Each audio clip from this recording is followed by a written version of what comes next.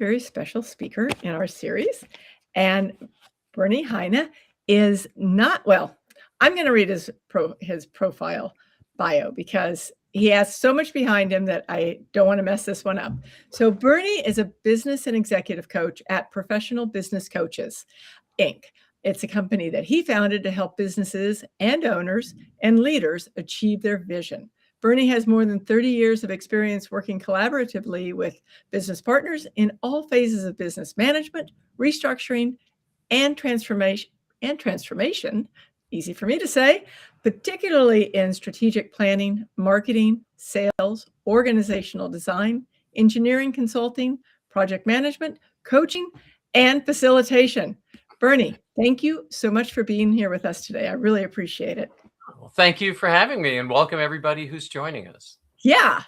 And while y'all are on, for all y'all, as we say in the South, if you have any questions, just throw them in the chat and we will be answering them as we go. And also, I'm going to put Bernie's business up on the screen right now. So there's a QR code up there. And as we go through, you'll be able to have an evaluation with Bernie if you wish, which is, as you see, something you wish. All right. Well, Bernie, let's just dive in. Yes. Let me ask you this. And for those of you who are just joining us, today we're talking about Run Your Business on Purpose. It's the Business Operating System, BOS, BOS. So for someone first hearing Business Operating System for the first time, what is a BOS and what problem does it solve? Yeah, thank you very much, Kelly, and thanks again for having me here today. So a business operating system is an intentionally organized system to run a business. How do we run effective meetings? How do we solve problems for the last time? Do we have metrics that are tracking leading performance indicators so that we can predict the future?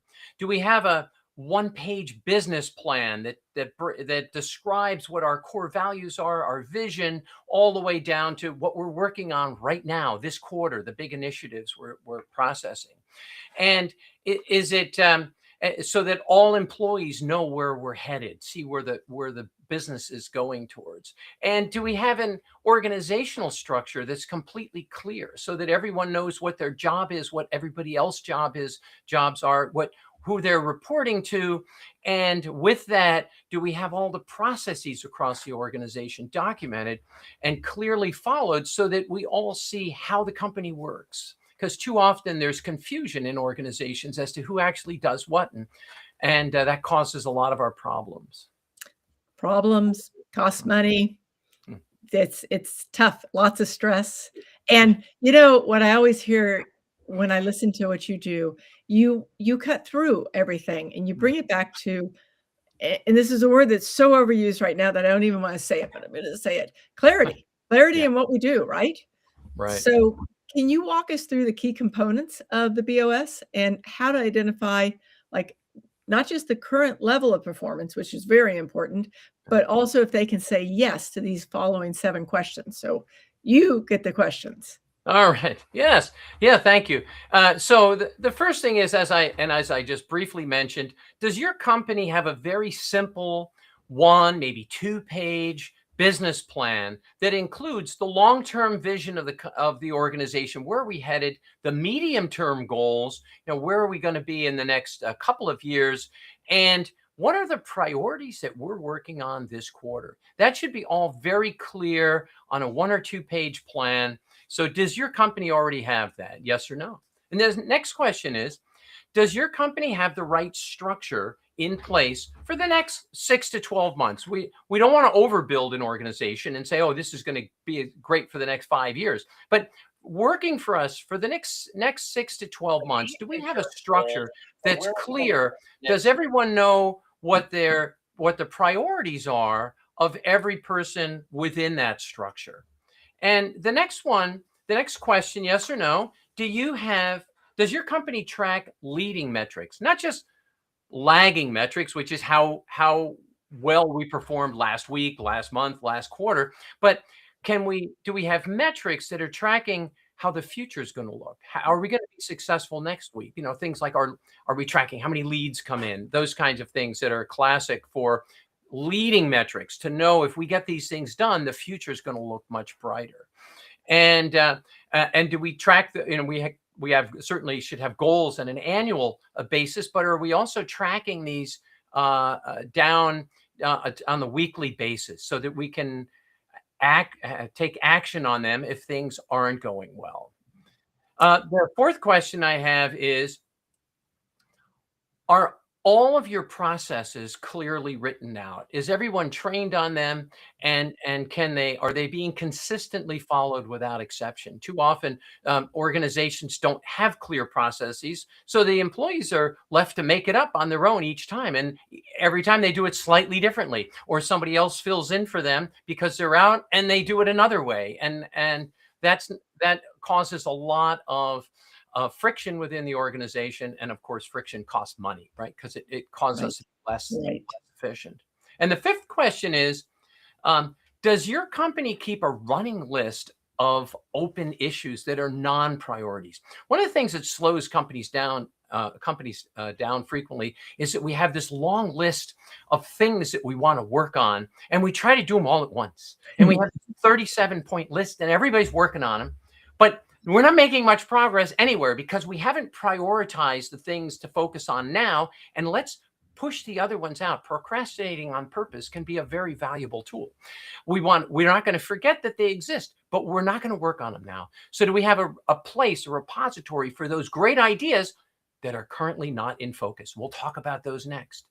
And then the sixth question I have is, does the leadership team have a regular rhythm of quarterly, weekly, annual meetings to make sure we're following up on those priorities, tracking those, and accomplishing the long-term goals? And finally, my last question is, does your organization focus on the value drivers, the things that are going to create the future value of the business? Too often, businesses just look at, well, what's our revenue? That must be roughly what we're worth. But there are so many other factors that go into valuing a business. And oftentimes when we are looking to exit a business, the owners are very surprised at how little it's worth because they haven't focused on some of the key elements that would make it a much more valuable business when they go to sell it. Wow. Like right there, we could wrap and everybody'd be saying, okay, I just learned everything I need to know, but it's not true. But the thing is that what you just said, it's business common sense, right? But people don't do it. Like people don't do it. I mean, it's so important for us to come back as business owners, business leaders, and say, am I doing these things? Right. Because when we're not doing them, oh my gosh, exactly like you said, you get ready to put your business in the sell place, and all of a sudden you have no value in it. Right. So what usually triggers a company to need a BOS upgrade? Is it growth? Is it complexity? Is it team size, revenue plateau? Is it founder burnout? I mean, probably all of these, but which are the most common? Yeah. Well, studies have shown that when companies grow, they go through periods of what we call evolution and then revolution. So if you can imagine, I mean, oftentimes we talk about ramping up a business, and many times if you only look at the top line, if you look at the revenue line and a business is growing, chances are it's going up steadily year over year if it's doing well, and it looks probably like a ramp if you were to chart that out. But what's happening on the inside, it's more like going up a staircase. And what I mean by that is, for a certain period of time, as revenue is going up, we're sort of at the same level. And we have the right number of people and the right processes and the right tools, and everything is working just fine. And then all of a sudden we come up against the next riser. And this part is called the evolution. So revenue keeps going up, but we don't really change much internally. But all of a sudden we get to a point, it's like hitting a wall. We have to make substantial changes to systems, processes, people, whatever it takes to kind of get to the next plateau, where then we go through the next evolutionary phase. And it's pretty typical that every time we double in size, we have to change almost everything. So if a small business goes from $500,000 in sales to $1 million in sales, what worked when they were that small doesn't work at 1 million. When they're going from 10 million to 20 million, all the systems and processes we had at 10 million, probably not the right ones for the 20 million size. We have to make so many changes. So it's really a combination of a lot of the factors you said, but it's the fact that what worked when we were much smaller just isn't working anymore. And this is what causes companies to kind of hit a glass ceiling, in that they want to grow. They know they have what it takes. They have the people, or they have the market is out there. The customers are demanding, but they just can't get beyond their current size. And it's because they need to take those major steps to change how the infrastructure of the company works in order to get to that higher level. Mm. So true, right? I mean, Mm. it's what got us here won't get us there. And Yes. it's right. And it's so Yeah, true. absolutely. But it's hard to remember that when you've, especially I think when you're a founder, because Mm. this worked. Right. It worked. Why is it not working?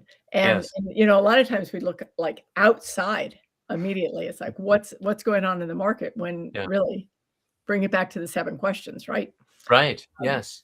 So for everybody watching, there's a QR code on the screen right now, and I'll leave it up there. You can actually jump on Bernie's calendar and have a conversation with him about this, because this is something that everyone needs to be talking about, especially with how crazy we are going through so much growth right now, right? And things are like, could be overly complicated. So what is the overly complicated trap? And how do leaders simplify things without losing control, or they're dropping the balls? Yeah, that's another great question. Thank you. And we as we're growing a business, we're oftentimes putting in place small fixes because we have a small problem, and we're rarely stepping back to analyze the root cause of the problem. We're kind of patching up, putting band-aids on the little symptoms that are happening. And over a period of time, we end up with lots of duct tape and baling wire and band-aids that kind of hold systems together. And they work in the moment Right. until it doesn't work, or until some other larger things happening. And now we get this very, very overly complicated system that kind of grows that way over time. And so one of the key things that we have to do as a leader is to look to simplify everything we touch. Every time we touch a new process, we want to simplify it down to its absolute minimum. What do we need to make this event happen? Processing invoices, producing our products, calling on customers, any process that we have, we should be periodically taking a look at it, stepping back and saying, is this really the most efficient way to do it? Oh, on this document, there's 8 signatures. Do we really need 8 people to sign off on it? Well, that grew over time because people kept adding themselves to the process to say, oh, if you're doing that, finance needs to sign off on that. Oh, if you're doing that, accounts payable needs to sign off on that, and inventory. It's all of a sudden, all these overly complicated processes come into play. And it's great to every now and then step back and kind of and simplify those, because this is what causes businesses to waste an awful lot of time and energy that should be spent on growing the business and satisfying their customer demands and doing all those wonderful things we do. And instead, it's wasted internally because we can't get out of our own way because we've made it so complicated.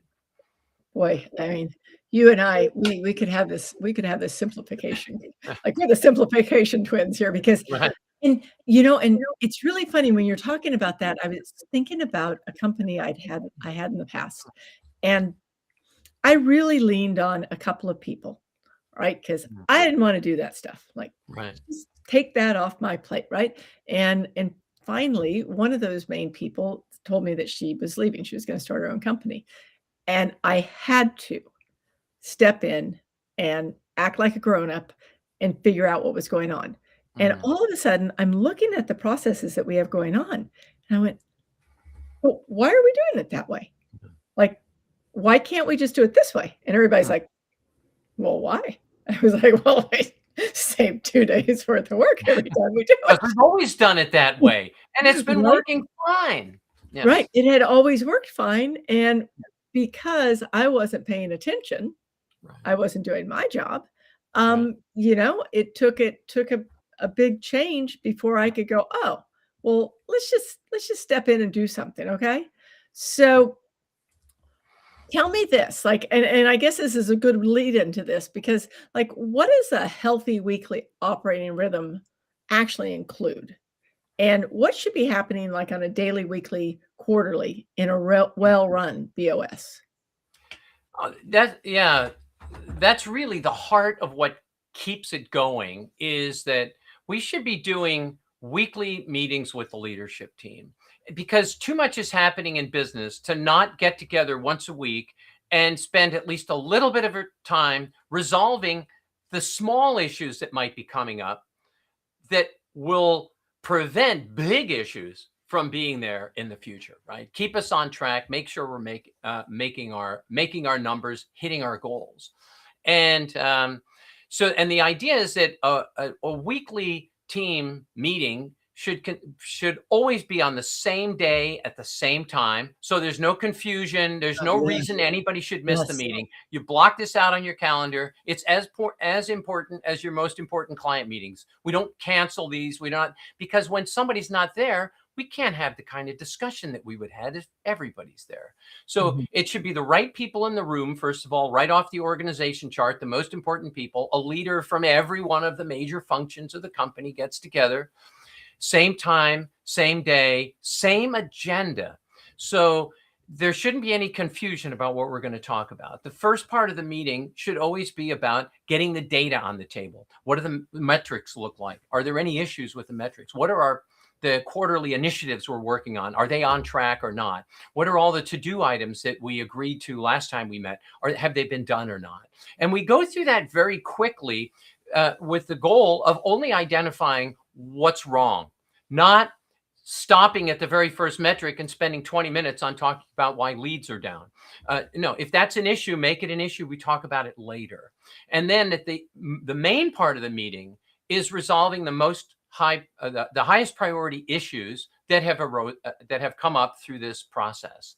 And so that we're not talking about every little thing and then at the end of the meeting saying, oh, we can't stop now. We still have to talk about this, which is this Right. big thing that's been hanging out.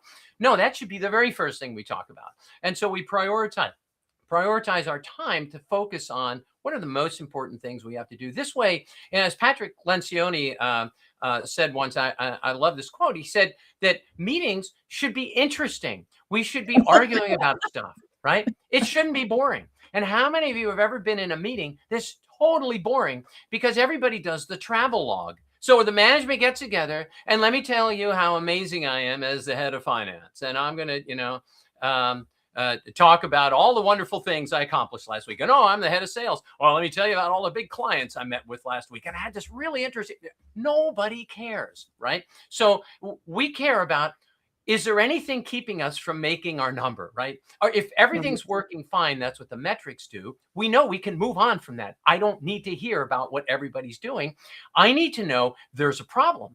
And that problem might cause, it might be in your department, but that might affect me next week. So we need to talk about that now. So we want the meetings to be exciting, interesting. People are arguing, but we're getting things done. We're resolving problems, not just reporting out on how amazing everybody is. So that's on a weekly basis, incredibly important as a leadership team.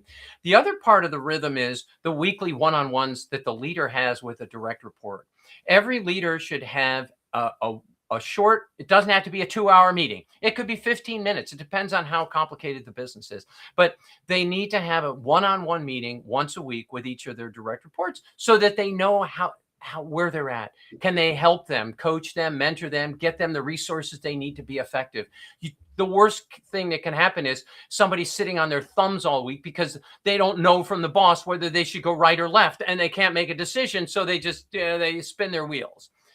We need to have these weekly check-ins so that we're totally in touch with where our people are. At any moment, we know where they're at. Are they going to are they able to do their jobs correctly or not? And then Mhm. Quarterly is incredibly important. The whole world works on a quarterly cycle. We all living beings appreciate the seasons. We live by 4 seasons of a year, and business works on that operating pulse also. 3 months, right? 90 days is enough time to get real work done, but it's not so much time that we can't see where the future is. If I said, oh, here's a project and it's going to take us a year to finish, there's not a lot of excitement about getting started today, is there? Right? No, We're sort of like, well, okay, if it's not till a year from now, maybe in a couple of months, I'll decide to do the first thing.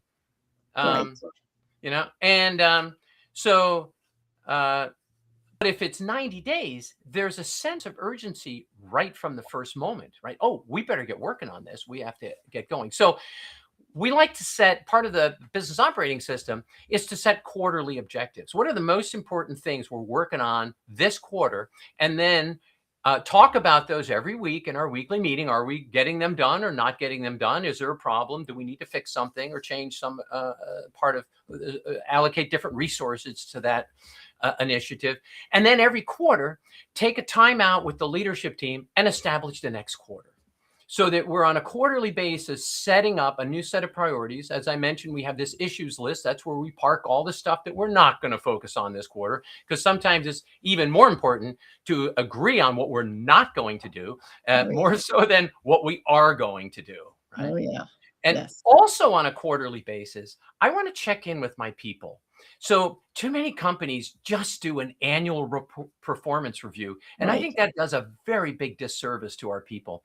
We should have a quarterly meeting, not talk about the stuff we talk about at the weekly meeting. This is not about how the person's doing their job, what projects they're working on. This is about them.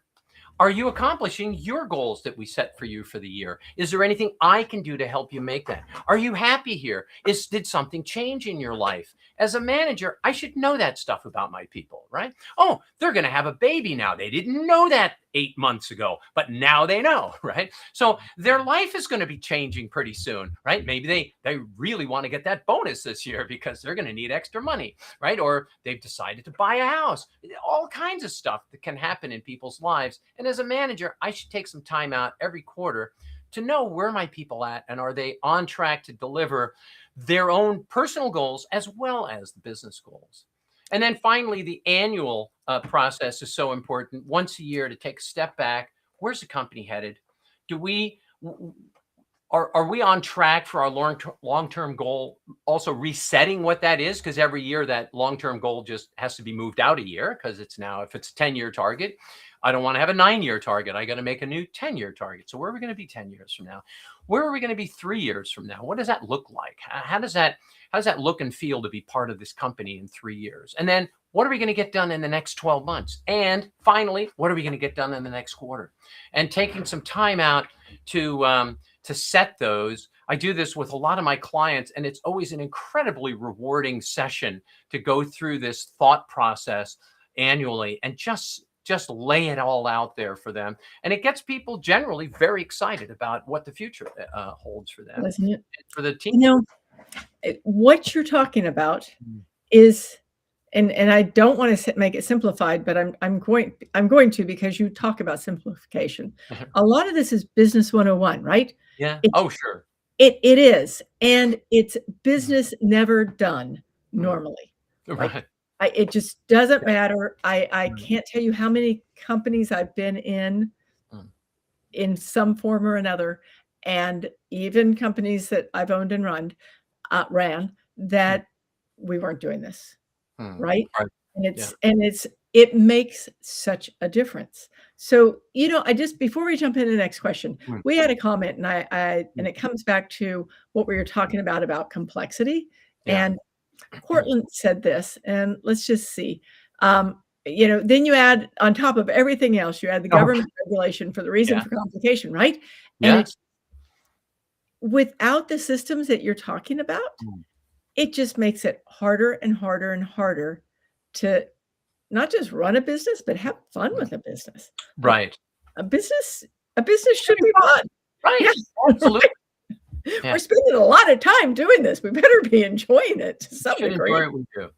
Yeah, it's one of the things I talk about in my executive coaching work too. Is when I'm just working with the executive. Are you are you working on? He's appreciating that very much. Are you doing the kinds of things that you're both good at, and are you that you're also passionate about? And we call that the overlap of those two. We call that the zone of leadership. When you're in the zone, that means these things come easy to you. They're part of your strengths. You just do this stuff, and you really love doing it. You're excited about doing it. Then you're in the zone. Then you're not working. And that's when it becomes fun. It's when either one of those are not part of the equation that people think about work as really being work. Yeah. Right? They don't like it. And so, yeah, it's very, and that's one of the things I'm working on in my quarterly meetings with my employees is to make sure that they're in the zone. And if not, that's an opportunity for me to get them in the zone. So either their skills are lacking and they need some extra training on that, and then this whole thing will be so much easier for them, or they're in the wrong job. Right. They Yeah. want to be in a different part of the company. And I like them. They fit the company. Maybe they're a great fit with our core values, which is so important when we're hiring and promoting our people to know that they're a great fit for who we are as a company. But maybe they just need to switch over to a different department, and all of a sudden the lights go on and they're incredibly happy. And as you said, fun. Should be fun. Yeah, it should be. It Yeah. reminds me, this conversation reminds me of a company years ago who Mhm. bought one of my companies, and part of the agreement was for me to come on for a while. And one of my pieces in that company was customer service. So Mm. watching the customer service crew, and we had a pretty good crew. And somebody, it wasn't me, but somebody in the company taught me this. They said, you should just kind of wander around, talk to people. And I got into the habit of every morning just showing up a little early, cup of coffee, and just walk around and talk to people. And what happened was I figured out where people should be, Mm. where they shouldn't even be in the company, Right. who the stars are that you don't know are stars. I mean, it Mm. was such an interesting thing to learn Mm. that I enjoyed. And it was, it came from someone in that company that had more, snap than I did, and just Yeah. suggested it. And it worked like a champ. Right. Yeah. So so you've talked before about mixing and matching systems, and Yes. that it can kill momentum. Yes. So when is mixing tools okay, and Mm. when is it a problem? Yeah, and this happens a lot, right? So one department decides they're going to create a new IT system, a new process, and they don't talk to everyone else in the company. This is why these leadership team meetings are so important. So, hey, I have a great idea. I'm going to do this. Well, bring me in on that, right? Like, even though maybe the other department is only 5% or 10% of that process, they should be part of the process. And too often this happens. We get in our silos, and marketing does one thing, and sales does something else, and operations does, and then finance. Everybody's just in their zone, right? In their lane, just doing their thing without regard for what everybody else is doing. So I think the mixing and matching can work. We have a different system than you have. Maybe we don't all necessarily have to be on the same thing. Everybody doesn't need to be a big SAP implementation, although that's a great tool at enterprise level and people love that. But that's a tool that like covers everything in the company and everybody's now on the same one. A lot of smaller companies don't have the resources to do that. And sometimes there are really good tools for certain areas that are different from others. So, but it's when we work together on it. So this needs to be a cross-functional team that gets together and said, oh, okay, in operations, they're going to be implementing this new supply chain software. Well, we better make sure we have everybody that touches that process, or everybody in the company at some level will have some interaction with that. They need to be part of that to make sure that is going to integrate with what everybody else is doing. Right. Yeah. Right. Yes. And I'll Mm. say, if you just jumped on, there's a QR code on the screen, and Bernie has offered to have a conversation with people after this, if you would like to learn a little bit more and have him, put his 2 cents in, because obviously he knows what he's talking about. So, Thank you. a couple more questions before we Yeah. wrap up. All right. Yeah. Okay. So one of them is, if you've got the time, I'd like to just add just Mm. a couple. What's the biggest leadership shift required to implement a true BOS? especially for founders who are Hmm. used to being in the middle of everything. Hmm. Yeah. This is the thing. So are we willing to take the time to invest in making the change? So most of the time people say, we're so busy, we don't have time for this. I mean, I got customers, suppliers, employees, the phone's ringing off the hook. I don't have time for this. Once we get beyond that, we should talk about making a change. And the problem is that that time never comes. So I would say that the most important thing is making a commitment to say, can I take 10% of my time and dedicate it to working on the business, as opposed to 100% of my time just working in the business, getting stuff done? Because I feel I'm busy. That's what I got to do. I got to work all these hours, got to do all this stuff. But I need to have the mindset to say, no, I have to stop every now and then. And this was my newsletter that I just published a couple days ago, was about this taking time off sometimes, which will helps us get much faster ahead than if we're just constantly in that grind, right? Stepping back. Oh, so true. And, Right. That is, if you were to say, Kelly, what's your pet peeve? That's probably it. Like it, and it's just so, we feel like we are so busy, which everybody is, but you're going to be busier if you don't take the time off right. because it's going to all come back to bite you, right? Right. Yeah, and it's like you're on that hamster wheel and That's it just exactly keeps right. rolling along. But hey, we're making money, everybody's busy, all these things are happening, but you don't recognize that how fast you're actually running inside that hamster wheel all the time, versus maybe we should get outside of that for a minute and think about how else could we make this happen. And the other thing is, we get enamored with our own past decisions, right? Oh, So yeah. we've got habits, tools, processes that maybe we personally developed. Like that was my idea 20 years ago when we implemented that software program or something, right?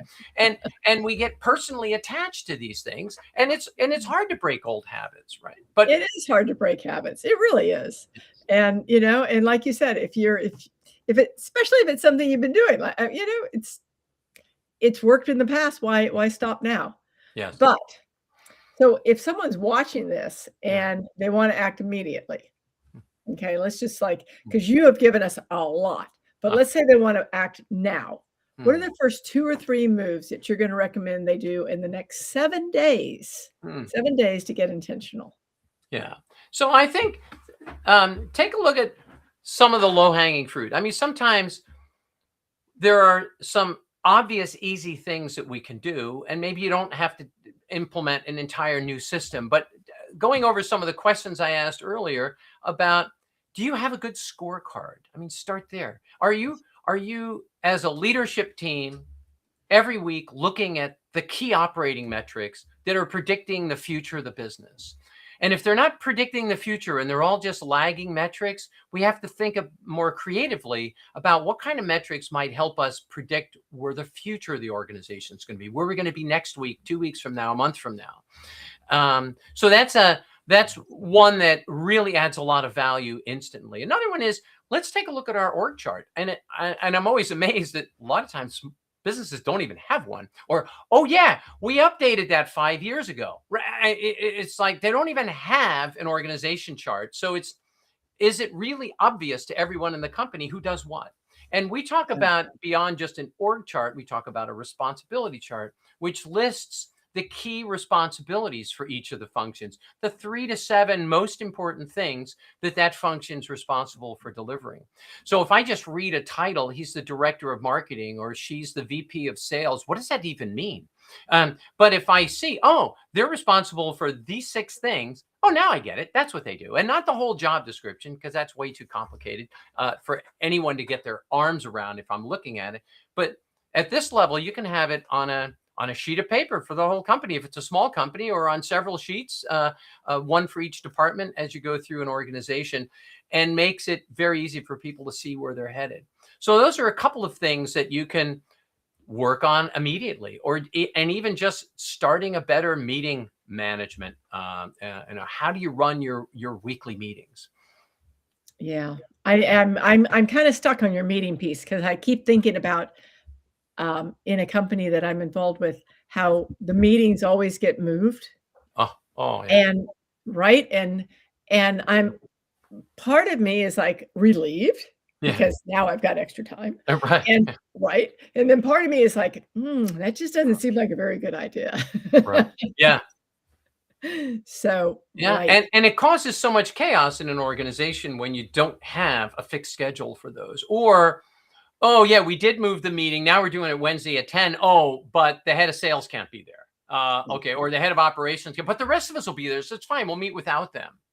Well, as soon as we start talking about something, we recognize, well, that person's missing in this discussion. So, oh, I guess we'll start the discussion and then next week we'll continue it when that person is here. Talk about time wasters, right? I see this all the time. It's like, so that means we just spent 15 minutes talking about an issue that we can't resolve because the key person that needs to be here to resolve it isn't here. And so therefore, next week, we're going to spend the exact same 15 minutes to get that person up to speed. And then we will continue the discussion for 5 minutes and finish it. So So, was this really a okay. good use of everybody's I was time? gonna say, I'm gonna Yeah, have to interrupt you for just yeah, a second there yeah, because I know there's somebody other than me watching right now going, but but schedules change, yeah, right? Like people take vacations yeah. and people can't always be there. So what's your suggestion that you actually have a pre-meeting list of what's going to happen?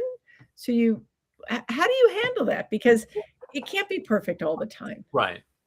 But people have to make the meeting such a priority that literally the only reason they're not going to be there is because they were on vacation. And we know that in advance.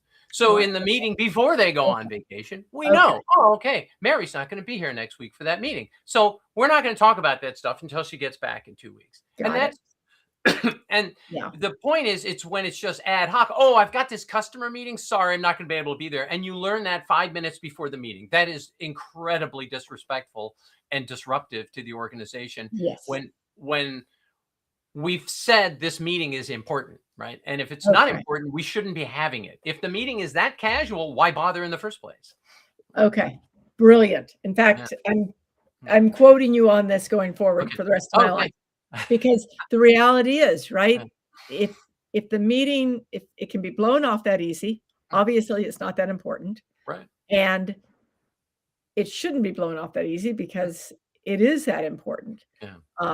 And yes, people have lives and they have to do something different, and if you know it going in Mhm. and it's not a last minute change, Mhm. then, I mean, obviously things happen, but still, that's such a good way of running meetings, running your clients. I'm assuming this is one of the things that you're doing with your clients all the time, isn't it? Yes. Yeah. Yeah, yeah, because someone has to hold them accountable Right. to Right. actually do it. Right. Um Yes, okay. Mhm. So, just a couple more. I know you're busy, busy, busy, Okay. but since we've got you, I'm gonna All ask right. you. Okay, what you say that most businesses start with an accidental system. We talked Mhm. about that early on. Yeah. So, what does that look like? Like, the accidental system in the wild, and what is the first warning signs, or what are the first warning signs that it's starting to break and we need to do something Mhm. different? Yeah. So this idea of an accidental system is that it just got created by itself. It's the founder started a company, and they said, well, now we need to add a marketing person. Now we need to add a salesperson, and they sort of create it over time based on common sense, based on a prior experience. Oh, when they were in another company, or based on some other leader's experience, they hire somebody and they say, oh, this is the way we do it. And over time, we end up with this accidentally put together uh, business system. Everybody has a business operating system, whether they Right. know it or not, right? Because That's true. right, it's there. You just have to uncover it. And sometimes when you start to document what they have, you realize, wow, this is like a bowl of spaghetti. When I try to put all the pieces together, it's the mess, versus all laid out and very clear.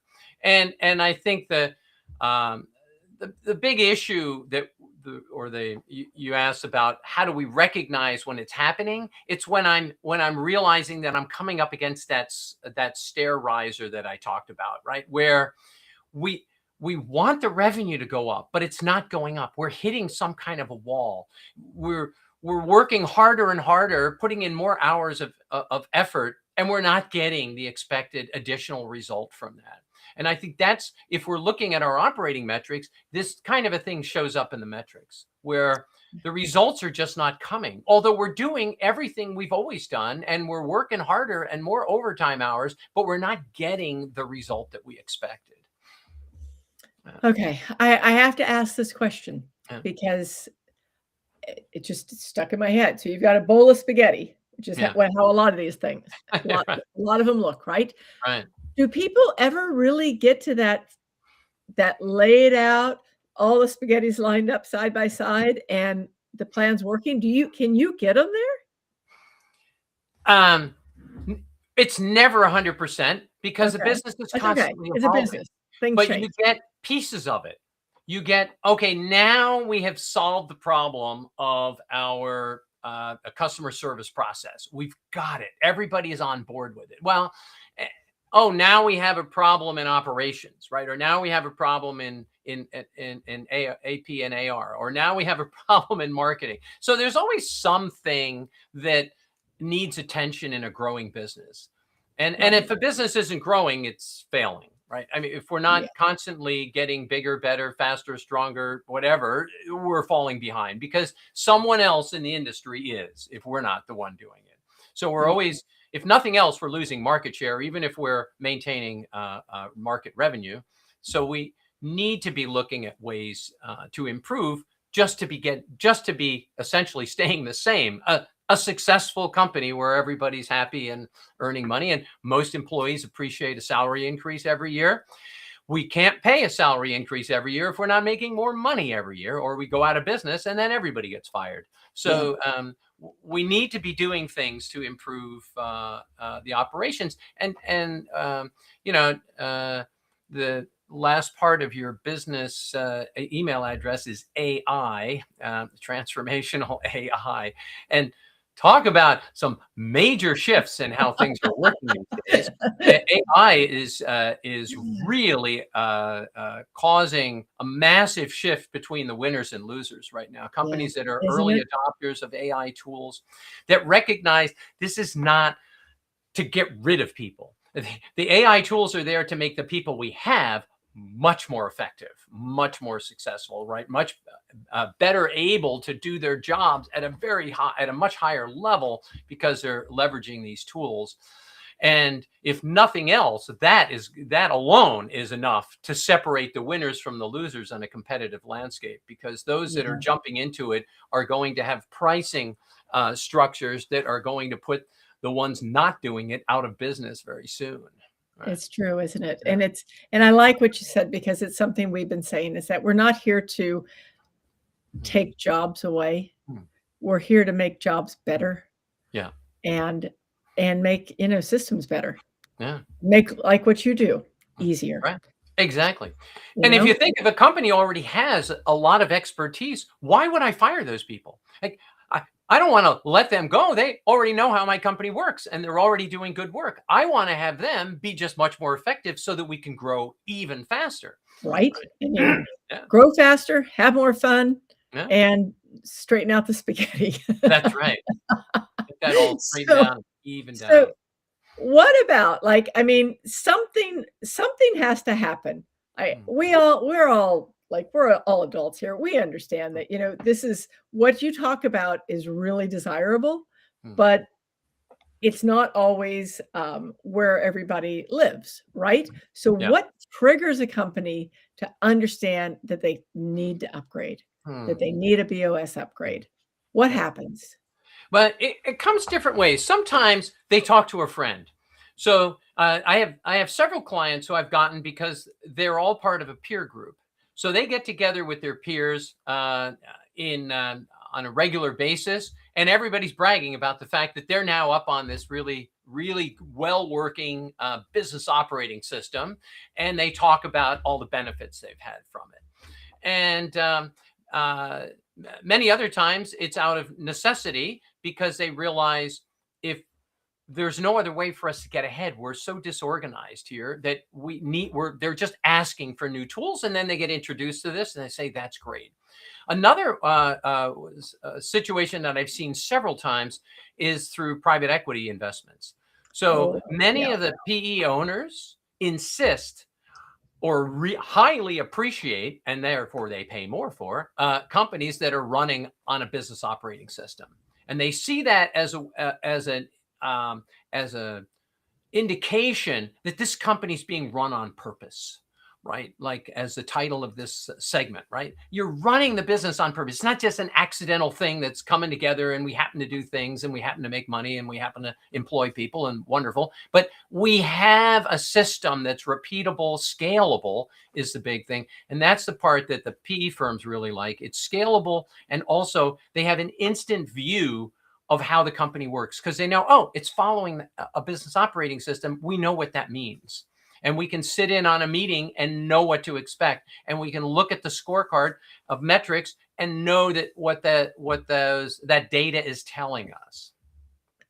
Yes. And, for everybody who's listening, what Bernie just said, if you're a founder, an owner, equity, whatever, if you're part of that company, what Bernie just said should make your ears perk up so greatly because when you want to sell, because a lot of times we do want to sell at some point, when you want to sell, if you're not set up in this way, if you don't have, your ducks in a row, your BOS in a row, Yeah. then it's a big piece to work on.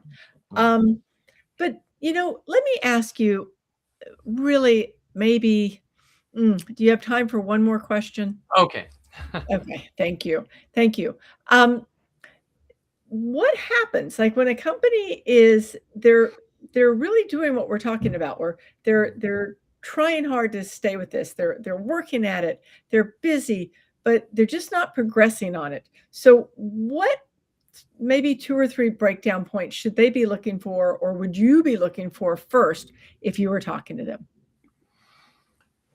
So, well, how are they currently running their weekly meetings? Do they feel like they have very good progress every week, very good dialogue, short meetings that accomplish a lot, where you can see at the end of the meeting, we got 7 things done today. We solved these problems and are moving forward and everybody's happy with it. Or does everyone in the company know the vision, mission, values of this company and Mm. where we're headed and what are people working on? So when you hear about this initiative, it's just hitting you out of the blue, or did you already know that the company was working on implementing a new ERP system, or that they were working on a new CRM system, or that they were whatever it might be? Did you know that? Like, is everybody kind of informed as to what sort of the major changes are that are happening inside of an organization? Yeah, when people aren't informed, Hmm. they feel like they're not as important, don't they? Right. Yeah. Yeah. Yeah, they're So, just there to earn a paycheck. Like, I just do my thing. I don't know. I just keep my head down, do my thing, and don't bother anybody, like, and they don't nobody bother tells me, me and everything's anything, so fine. Yeah, right, right. and yeah, so when you're empowering those people and you're bringing everybody on board with what you Yeah. do, it changes lives, doesn't it? It really does. Because if I'm happy at where I'm working, I'm bringing that happiness to a much broader audience than just the few people I may work with in the office. And Patrick Lencioni says something great about in one of his speeches that I've watched, which I really love. He said, a lot of people will say, "Geez, when I retire, then I'm going to join all these nonprofit boards and I'm going to get involved in all these things because I really want to give back to society and make the world a better place." And what he said was, you as a manager of other people will never have a greater impact on society than in your job as manager of these people. You are directly responsible for their personal livelihoods, for what happens with these people who then go out in the community and are productive members of society, and they go out and spread the good news, not only about our company, but just about themselves, and they feel good about themselves. And if you destroy people in your management, you're really wrecking people's families, their lives, their communities. So we have to think about the impact that we have as business leaders, and particularly as people who manage other people. It's not just the fact that they show up 40 hours a week and sit in front of their computer or work on an assembly line or fix stuff in the shop, whatever it might be their job is, but they're taking that home with them. And if they have a great experience at work, they will bring that positive attitude back into their families and say, oh, I had a great day at work today, and look at all the wonderful things we did. And now we have and I got my bonus. Now we're going to go on that nice vacation we talked about. All these things change people's lives in such a positive way. And we have such an impact over other people's lives. And I think when we're better organized and we're really paying attention to our people and having those weekly and quarterly meetings with our people and know who they are as human beings and where they're headed, we can have profound impact on their lives and the lives of everyone that's involved with those people in the community. Yeah. I love this. I love this. I had no idea that we were going to be a couple of, life business leads to a better world, but it is true. It can be. It can truly be there. So for those of you who are still with us, the QR code up there will lead you to Bernie's calendar. He has offered to do, I think, a 30-minute consult. Sure. Is that what it was? Thank you. Absolutely. That's huge, huge. I'm going to actually take him up on it. And yeah, so grab it, scan it before we jump off.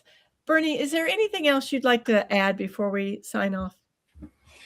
I just want to say that while this seems overwhelming, and when I was first introduced to these concepts, I thought, wow, this is going to be a lot for people to do.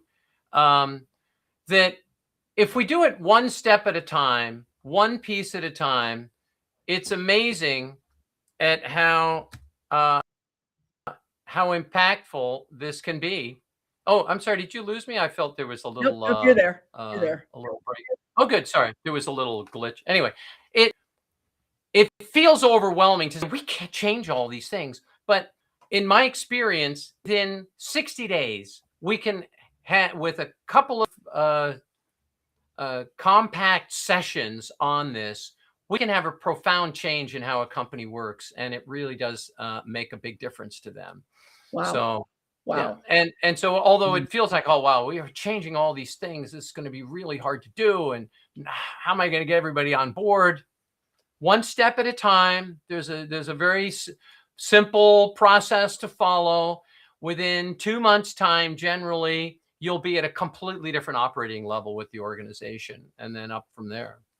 Isn't it true? One step at a time. It's like, anyone who's ever wanted to lose weight or get in shape or whatever, it's the same thing. You think, oh my gosh, it's such a big deal. But the truth is one step at a time. And you look back in 60 days and awesome. Awesome. Well, I would keep you here all day because personally, thank you. And it's been lovely chatting with you. I could also continue. I got another half an hour free if you no. I would say yes, but the reality is that I think I told everybody we'd wrap it. Right. So I better not. But can we have you back? Of course. Awesome. Awesome. Yeah. All right, everybody. For those who are on, hit the QR code. I'm getting ready to set Bernie free from the camera and let him get back to the BOS system. Otherwise, thank you so much for being here.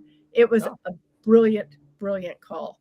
And thank you very much. And thanks everybody for who is out there. Sorry we can't see each other, but maybe we'll see each other in person a different time.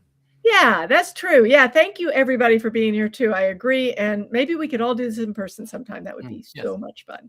Thank you. Awesome.